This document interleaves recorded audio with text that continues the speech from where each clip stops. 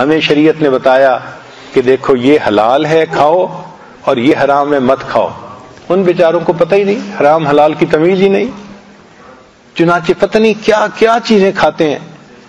ہمارے ایک قریبی ساتھی تھے، وہ ایک مرتبہ چائنا چلے گئے.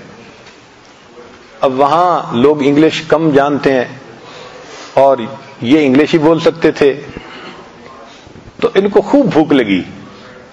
یہ چاہتے تھے کہ میں کہیں سے کچھ کھانا کھاؤں، تو انہوں نے سوچا کہ چلو میں اشاروں کی زبان سے اپنا کام نکالتا ہوں.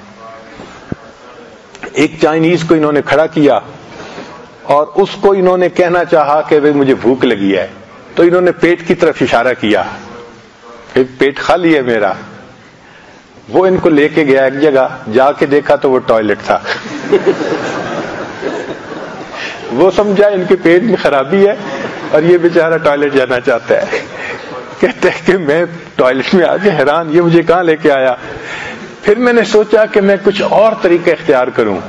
ایک دوسرے بندے کو روکا اور اس بندے کو پھر میں نے منہ کی طرف اشارہ کیا کہ میں کچھ کھانا چاہتا ہوں.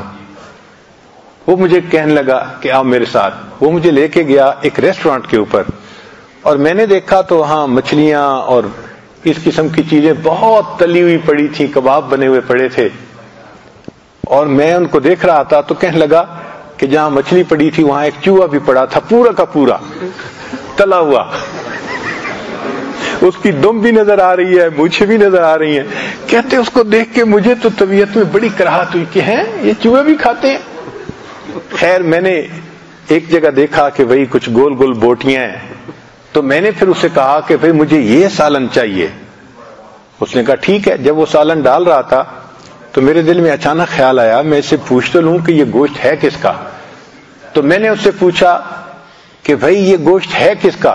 وہ آگے سے کہنے لگا وہ پتہ چلا کتے کا گوشت تھا. تو اب بتائیں کہ ایسے بھی لوگ ہیں بیچارے چوہے کھاتے ہیں، کتے کھاتے ہیں، بندر کھاتے ہیں، سور کھاتے ہیں.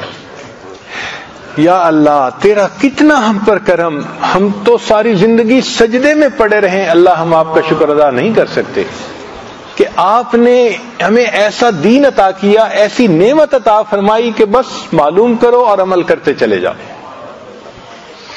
تو ہم یقینی بات ہے کہ اللہ تعالیٰ کے اس نعمت کا شکر ادا نہیں کر سکتے جو دین اسلام کی نعمت اللہ نے دی ہے. یہ جو ہمارے گھروں میں اولاد ماں باپ کی محبتیں ہیں، یہ محبتیں آپ کو کفر کی زندگی میں نظر نہیں آ سکتی، نہیں ہیں.